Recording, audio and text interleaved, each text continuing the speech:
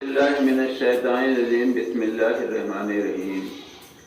صحیح مسلمان کیسے بنے؟ اب ایک بندہ 5 وقت نماز پڑھتا ہے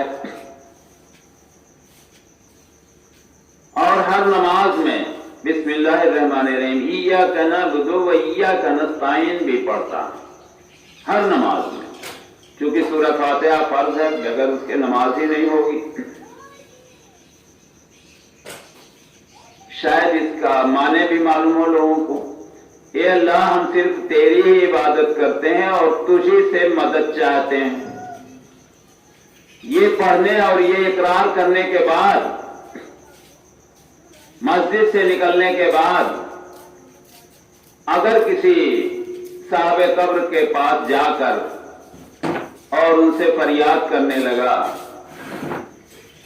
ان سے دعا کرنے لگا، ان سے منتیں مانگنے لگا، تو وہ حج جو آپ مسجد میں کر کے آئے ہیں اللہ تبارک تعالیٰ سے، اس کو مسجد سے نکلنے کے بعد آپ نے فوراً پارا پارا کر دیا۔ مسجد میں ایمان تھا، مسجد میں نکلنے کے بعد اپنے ہی ہاتھوں سے آپ نے ایمان کا گلا گھونٹ دیا، کیونکہ وہاں آپ کہہ کر آئے ہیں اللہ ہم صرف تجھی سے تیری ہی عبادت کرتے ہیں اور تجھی سے مدد مانگتے ہیں، اور باہر آ کر آپ دعا کے لیے دوسرے کے سامنے ہاتھ اٹھاتے ہیں اور آپ ہی کہتے ہیں کہ دعا عبادت ہے۔ تو جب دعا عبادت ہے تو اوروں کے سامنے ہاتھ پھیلانا بھی عبادت ہے، اور عبادت میں اللہ تبارک تعالیٰ کے سوا کسی دوسرے کے لیے عبادت ہو ہی نہیں سکتی۔ لہذا ہمیں چاہیے کہ ایمان کو ہم ڈھنگ سے سمجھ لیں۔ اگر ہم سمجھیں گے ہی نہیں تو حفاظت تو دور کی بات ہے، ہمارے اور بھی سارے اعمال ضائع اور برباد ہو جائیں گے۔ اسی کو توحید کہتے ہیں، اور توحید کا الٹا شرک ہے۔ اور یہ جان رکھیں آپ کہ ایک دل میں توحید اور شرک دونوں اکٹھا نہیں رہ سکتے۔ جو دل توحید سے آشنا ہے وہاں شرک کی قطعی گنجائش نہیں، اور جو دل شرک میں آلودہ ہے، گھلا ملا ہے، وہاں توحید بھی داخل نہیں ہو سکتی۔ یہ 36 کا آنکڑا ہے۔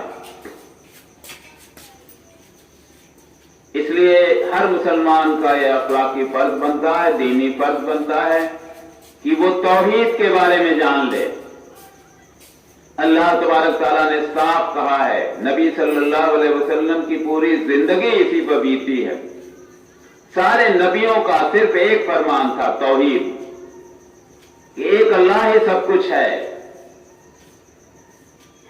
اس کے علاوہ نہ کوئی بیٹا بیٹی دینے والا ہے، نہ تمہاری پریشانیوں کو دور کرنے والا ہے، نہ تمہاری اور حاجتوں کو پورا کرنے والا ہے۔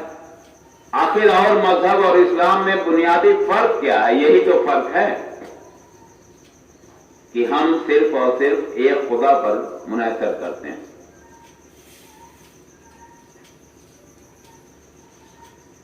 کہ تم زمین اور آسمان برابر گناہ لے کر آؤ گے ہمارے سامنے اگر تم نے ہماری ذات میں کسی کو شریک نہیں کیا ہوگا، اگر شرک نہیں کیا ہوگا، تو مجھ سے نا امید نہ ہونا، ہم چاہیں گے تو اسے معاف کر دیں گے۔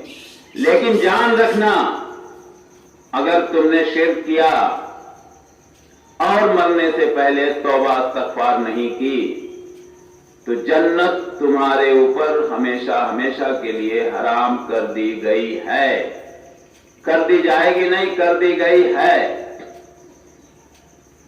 اب یہ ہماری ذمہ داری ہے